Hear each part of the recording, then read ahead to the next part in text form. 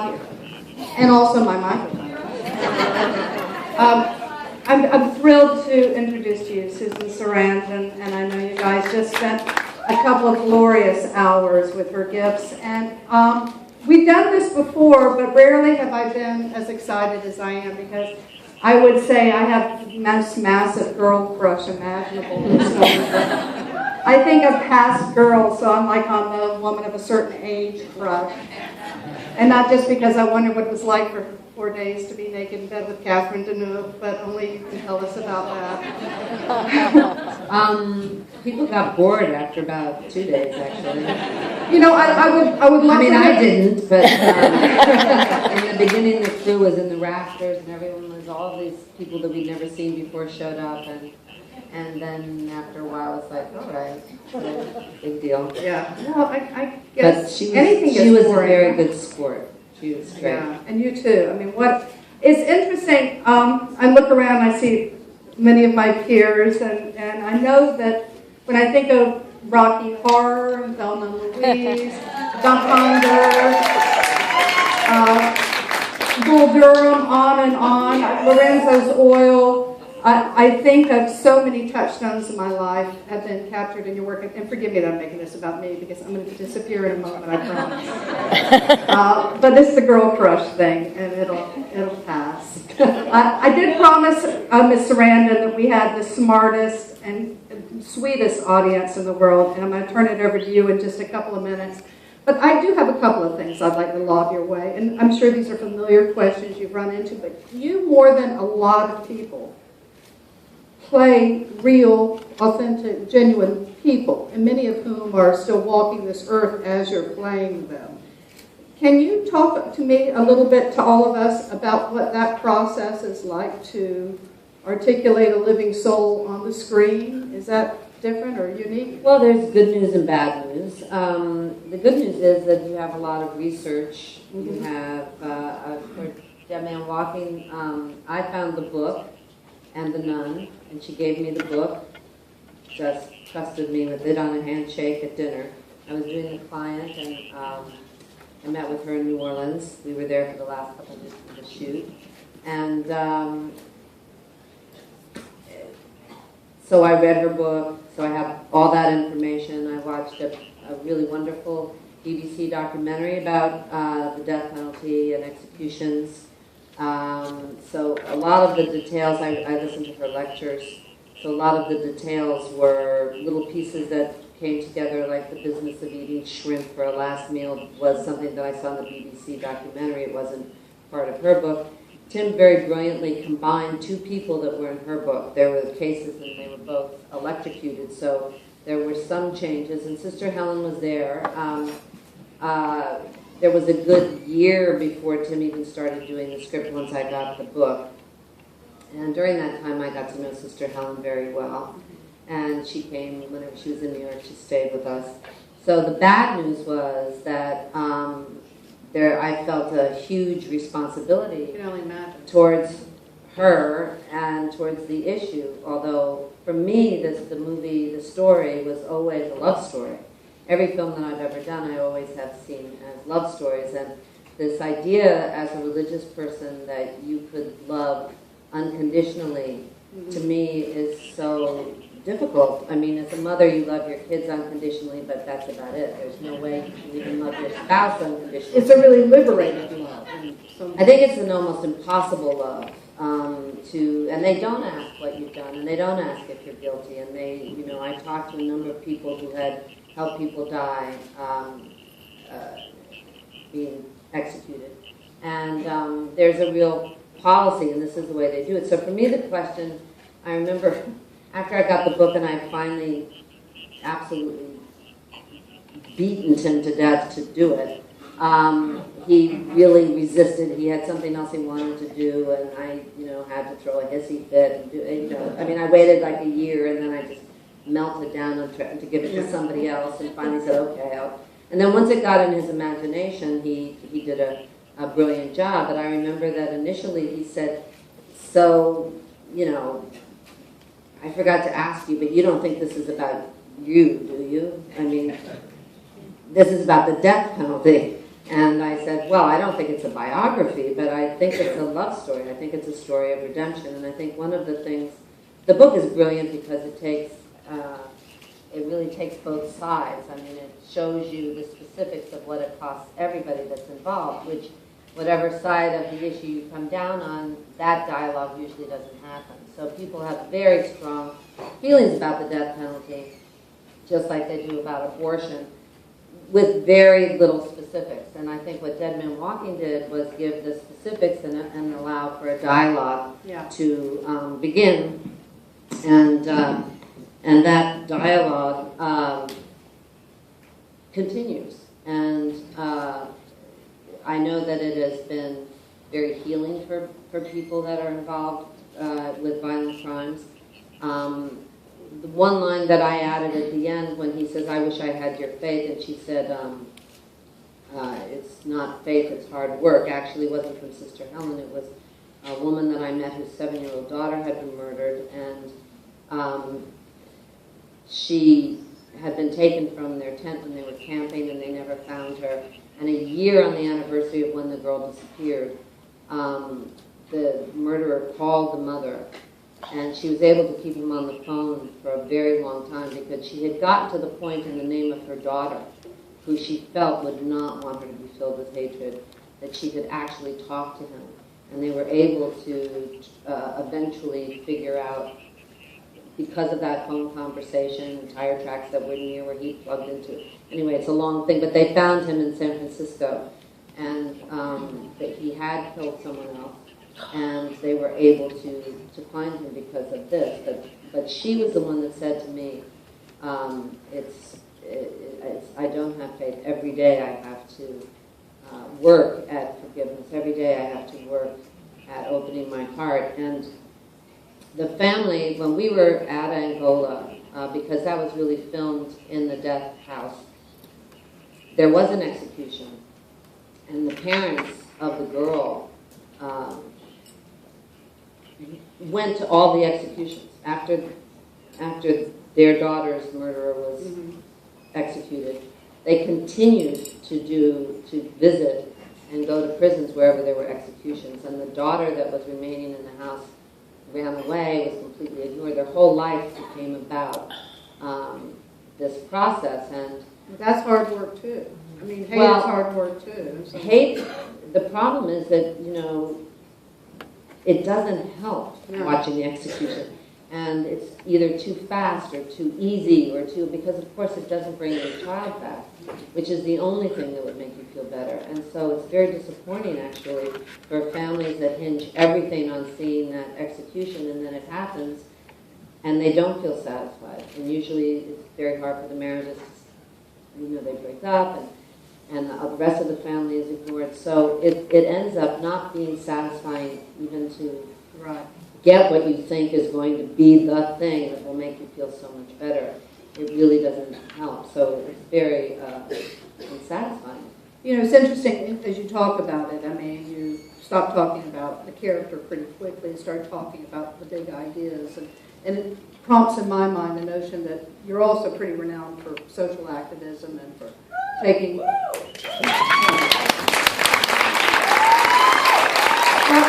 And I was going to say, and taking causes more than to heart and more than photo ops. I mean, you've actually gone to the Fuscow. They carried you off in the bus one night, didn't they? My job is about imagining, and if you can imagine, then you empathize, and if you empathize, then it's pretty hard not to be active. So it's a pretty easy process to get to that place. And also I came of age at a time when the issues were much clearer because the media was not corporate as it is now. And so, a war was stopped and we had good music and good drugs. And, it was just a time when you felt very empowered. And so I think that just carried through and then was reinforced when I fell into this profession because I think all artists, I use that term arrogantly, but I think that your job is to look at things from another point of view, and it's great when a film or an artwork or music can reframe something for you and just have you identify with somebody that you don't normally identify with, and then leave and have discussions. And does that lifelong immersion and education feel like, gosh, I don't want to sound like I'm in classes, but like a position of privilege that you've had in some ways, to be able to look through these eyes and have these experiences? Oh, I think it's like Do you feel wildly grateful? Or? I feel very grateful, and I feel like, you know, I've had so many incarnations, and that it's kind of an enforced compassion, and I'm very lucky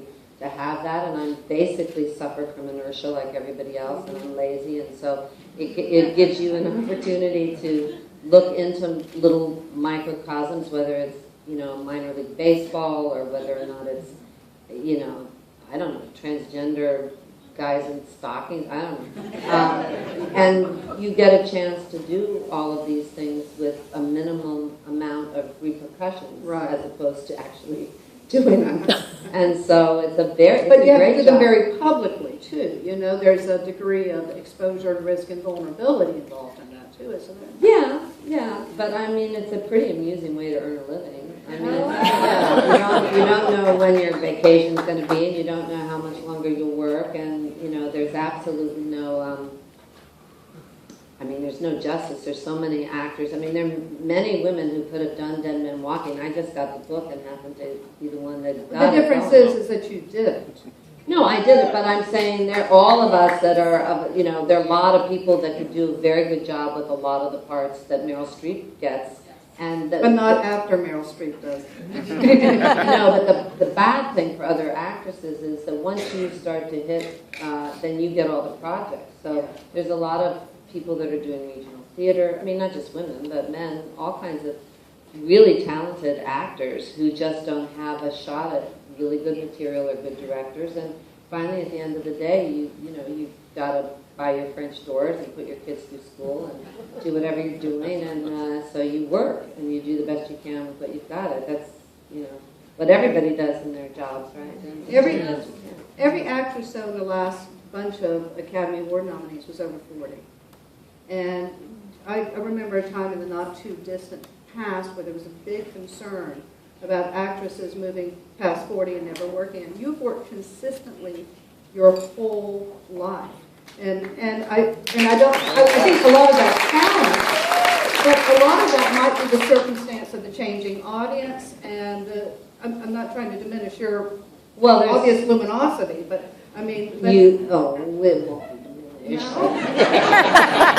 I'm not throwing shade, but I'm just saying, I mean, how great, though, that we get to enjoy your talent through your entire life. I mean, certainly the age thing has pushed, and I've been part of the people that have pushed it in terms of how much you work or what kind of part you play. And sustaining your sexuality past having children. I'm just a very good listener. Yeah. That's what looks sexy on screen. If you're a good listener, and this is for you guys out there too. Be a good listener. This is what I tell my boys. But the bottom line is that also more female actors are finding material, optioning books. There are still much fewer good parts for women of any age, or a woman of color. Forget about it, you know. So I think what's happened now is that there are more women who are just finding properties, and that there hasn't been any huge. They said after Thelma and Louise made a lot of money, you know, that there'd be so many more parts for women, that it's not true. Have you heard that thing? What is that scale called where if there's two women and they each have a name and they talk to each other about something other than a man in a film? That it's a scale. Have you guys run into it? It's called like the Holdkirk scale or something. But I mean, I thought it was just like a chick flick. So I always wondered why they never called the other ones dick flicks.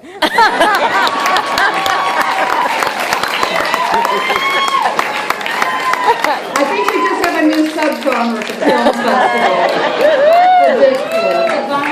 The bottom line is that the guys do get paid more and they have more parts and everything, but I don't know that they're good parts necessarily.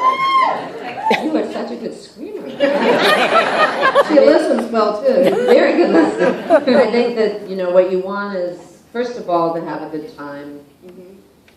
And to keep challenging yourself when you're working, and to try to do as many different things as you can. I mean, I don't like to. I think there's some actors that have really strong personalities, and so they kind of do the same thing over and over. They tend to get paid more. And then there are character actors that I consider myself to be one of, and so you change a lot of things, you know, and I think that's a little bit more tenuous, but actually longevity is probably easier if you're a character actor. Right, Because yeah. the base of what you're doing is broader. So And the work, do you think the work is more interesting as you age too? I mean, is there more? No, I'm so happy if I'm not dying or help someone die.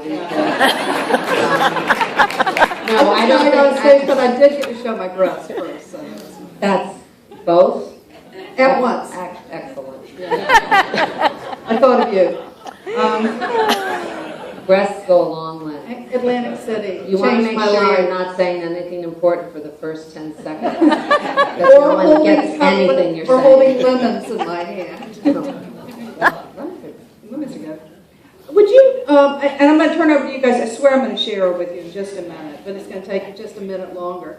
And I'm going to stay on this women's topic for a moment longer. I saw you in an interview and you were talking about that film you just did with De Niro and Diane Keaton.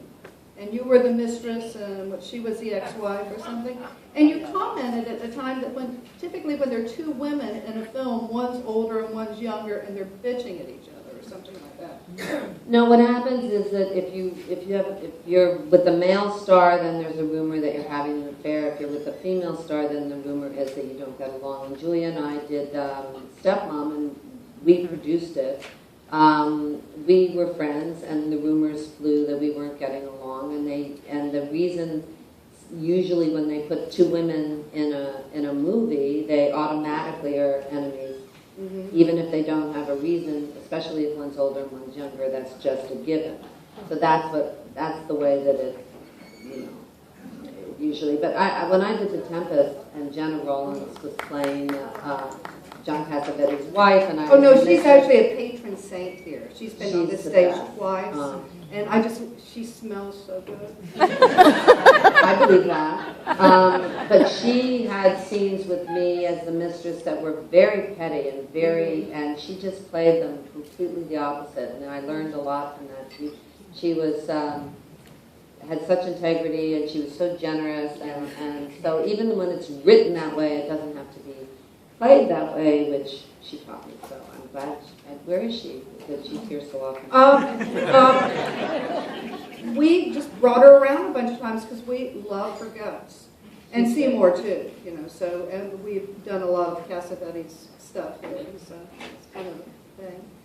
Well, and which naturally leads to the other important topic, which is ping pong. And I understand, and Margaret actually texted me today and said, you must ask her about the ping pong parlor called Spin. And then I also want to ask you, in a related, and you can, vamp on this however you wish, you just produced and starred in a film that was at Sundance called Ping Pong Summer, set in the 80s. And so you're wearing all my favorite fashions. So can you talk about the ping pong thing? It frankly seemed a little random when I first heard about it on CBS Sunday Morning. I'm so glad to hear that. And now I'm just completely intrigued because in the 80s it was the deal because of the Chinese ping pong. I mean, oh yeah, that's true too. Yeah, I thought maybe that's where it came from. Ping pong's a great game. I'm not that great at it, but it is random, and that's one of the things that I think helped us with our club, because it was just such a weird thing. When people heard my name connected with it, we got so much press, and that really helped us in the beginning. My friend Jonathan Brooklyn is here, and his pal, Frank Leonarsi, were giving parties in the loft, and they added a ping pong table, and it made it so much better, and then they added two. And then they thought they were really great, so they started trying to compete, and they found out they sucked. And so they kind of infiltrated the ping pong world, and so they started meeting people, and they realized that there was nowhere to play in New York that was really beautiful and had nice lighting or good tables or food, and actually, how about booze? Because every every sport you can drink, but ping pong, no one had ever been able to pull that off. So they had this. And you got a free hand for the drink. Yeah. And so they had this dream, and it's a long story, but eventually I got involved. And we opened a club in New York. That's a beautiful club with 17 tables. It's open 7 days a week, and we have people that play really seriously, and there's music, and there's good food, and then there are people that just come on dates or give birthday parties, or we've had rap parties there. Wall Street 2, the rap party was there, and it's nice because it gives people something to do, and they play facing each other. And then once I started getting involved, and I realized how it cuts across gender and age and body type and everything, because little girls can beat their dads, and little geeky kids can be really good at it if they're not huge muscle bound. We started donating tables in the underserved schools in New York, and now it just became a scholastic sport in New York, which is great because, thank you, I think it's 14 schools or so that we've given tables to more than that, but that actually are using it as part of their program, because you can't hurt yourself. It's great for your mind. It's great for your body. You can play it until you drop.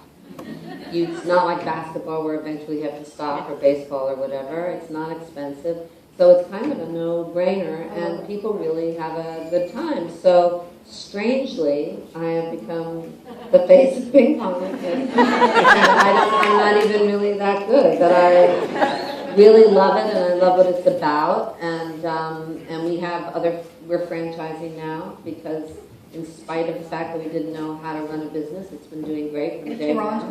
There's a great one in Toronto, there's one in LA, there's one in Dubai, in case you want to play on a gold-plated table, there's one in Dubai, and there's one in New York. So, if anyone else is interested, we can tell you how to do that. What's the connection to ping pong summer? Only that I was obviously a good choice to go to in doing a low-budget film, because I already had ping pong in my family. And the Duplass brothers, who directed Jeff, Who Lives at Home, we love them. Yeah, I love them too. And they're friends with the guy who directed it, and he'd grown up in Ocean City, Maryland, and went there for vacations, and loved ping pong, and just wrote a very funny script. Mm-hmm. And so it's kind of like Karate Kid, but with ping pong, and I'm Mr. Miyagi.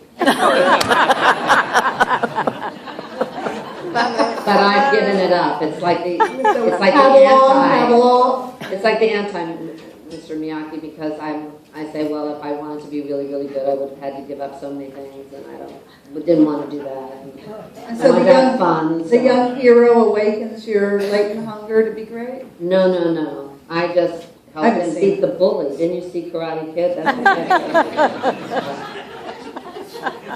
Would anyone like to ask a question or make a statement to our special guest tonight? Yes, ma'am, right here. And we need microphones, or we have floating mics? I can talk loud. And I'll repeat. But we'd really love a floating mic if it were possible. And here it comes. Thank you so much. After doing a piece like your character in this movie, how do you debrief? That's a good question. Well, I finished, the way that it was shot, we went to New Orleans for a month and shot all the exteriors, some of which didn't get in because we really didn't think it would hold, just the two of us. It seemed to be way too much, just the two of us. Then we went to New York, and for a month, we just did Sean and I. So there was actually, in order, a countdown to him being killed, which was very helpful and really difficult. And I had one day after he finished, and he came in shaved and with a different hairdo, and I was completely flabbergasted because we were so glued together, and he is so good. And I don't think you could find anybody that could be that vulnerable and that scary simultaneously. And he really, just hooked me in, and I didn't realize until we wrapped and that I was really, my skin hurt. I was really, really tense.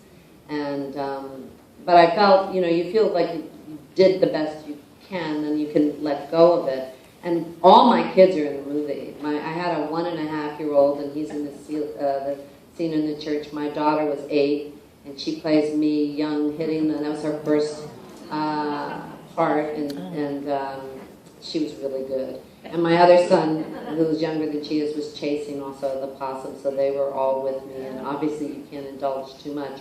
But I was surprised. I think that was one of the hardest, especially also because of Sister Helen being there and feeling so much responsibility, because other people that I played either were dead or, I didn't have a personal connection, but I was feeling an extraordinary amount of responsibility. And the fact that Tim and I were still talking to each other at that point was a miracle. And there was so much stress. But the crew, it was a fairly low-budget movie, and everybody that was on it, and Roger Deakins was just brilliant. I mean, what he did as the DP of that film was shockingly. I mean, he tested so many different screens and trying to figure out when you were inside and when you were outside and how to cover that. And I'm not wearing any makeup, that was really a challenge in itself. So I have to say, I'm not one of those people that can't remember my real name and I think I'm my character and all that bullshit. That does not happen to me. But I was pretty, I didn't realize till we finished just how focused and tied in we were. Because when he really was strapped in, and that is, I remember some of the reviews were saying, they went so far to do that Christ imagery. That is exactly what they do. And that was the death house that we shot in. I mean, not when he was strapped in, but outside of it with the buffet. That's the actual place. And In Angola. Right? in Angola. And there was an execution there while we were there, and we went not into the room, but we were outside afterwards. And Sister Helen is in the vigil that was filmed, and she was in the vigil there. But once he got strapped in, I stayed with him. He couldn't leave, he couldn't eat. All he wanted to do was smoke. It was so dramatic. So, I stood with him the whole time and helped him smoke. And did whatever I could to kind of make him more comfortable. And How long did that sequence take to shoot? well, we worked from the beginning to the end, just the two of us, for a month, and a month before that in New Orleans. And there was an armory right across from our apartment in New York, and we shot in there. And it was the first time it had been used as a studio, so I could just get up in the morning and walk across the street. It's not the one that's like a big foreign house. No, now it's apartment buildings. They tore it down and they built apartment buildings. Another question, please. Yes. My name is Lynn. I'd just like to say that you are amazing, and it's not acting. I feel as though it's you, and you said so yourself.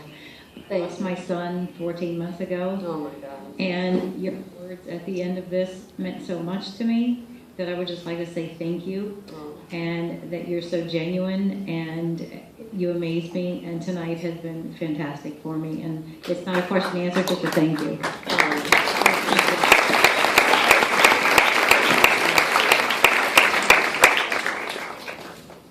There at the back, we're moving it right there. Hi, Susan. My name is Lisa, and I teach a high school film analysis course here in Central Florida. My students just finished watching Thelma and Louise. And high school kids like closure, and they had a huge problem at the end. What can I go back and tell them, and I can say, this is from the horse's mouth? And you were wonderful, but they loved it, but they were beside themselves about the end of the film. Did they have a problem with Butch Cassidy and the Sundance Kid? They actually watched a clip of that prior in a Western unit, so they didn't see the whole film. But I think they were stunned as to how it ended. They, I don't know, wanted to see the car land, or I'm not quite sure what they wanted. But Well, let me just, on a sidebar, let me tell you that Dead Man Walking is a play that is done in schools, just in case you're interested, anybody that's connected to a school. It can be done and it's done in high schools, it's done in all girls schools, I've seen it done. You just have to have two other classes that in some way deal with those questions. Thelma and Louise is funny because when I met with Ridley Scott, I said to him, are you going to test this and then the car's going to land and we're not going to die? Because I want to make sure, that happens. As an actor, you don't have any control if they decide to change the ending or reshoot something. He said, well, I can tell you that you definitely will die, but I'm not so sure about her. And that's how we started it. And there was a huge scene at the end of a really talky scene, and I just said, I really have a problem and we shot the end of the movie on the last day. And I said, early on, I said, there's just so much dialogue. By that time, they're finishing each other's sentences. They're not saying, you're my best friend, I really love you, And so we put all the dialogue for the end on a car chase where we're shouting it. And then we just had that little bit, and we only had a take because magic hour was happening. Of course, they'd spent the whole day doing the helicopter and the cars pulling up and everything else. So we really had one take. And I told Ridley that I was going to kiss her because that wasn't in the script either. And he said, fine. And I felt that by the time we got to that we had earned it. And I think that it just is that romantic convention of not, that is in Jules and Jim, that is in Butch Cassidy and the Sundance Kid, but for some reason, because it's women, people got very bent out of shape about that option, and never said that Butch Cassidy and the Sundance Kid condoned suicide, never, and I thought that Ridley was brilliant in the choice of music and the way that he freeze-framed it, and the Polaroid and everything, but what would have been more satisfying? You should ask them. Would it have been cool for them to be in jail for years? I don't know. Or more memorable. I thought we could end up at Club Med or something, but I think the car is still stuck. That was actually in Utah. And part of the Grand Canyon in Utah, or whatever that canyon is, and the car is, I don't think they've managed to get it out yet. Other questions, please?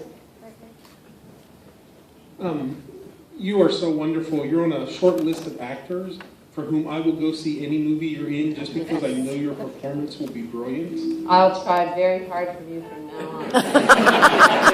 No, I'm serious. When people tell me that, I say I try to choose movies that are going to turn out okay, but you never know. Can you tell us about how you learned the craft, how you honed the craft? What was it in the beginning that... First of all, saying craft always makes me a little scary. I never studied acting. This is a bad story. You're not going to like this. I went to 4 years of college, and I went and I did study drama, but more in the academic sense at Catholic University.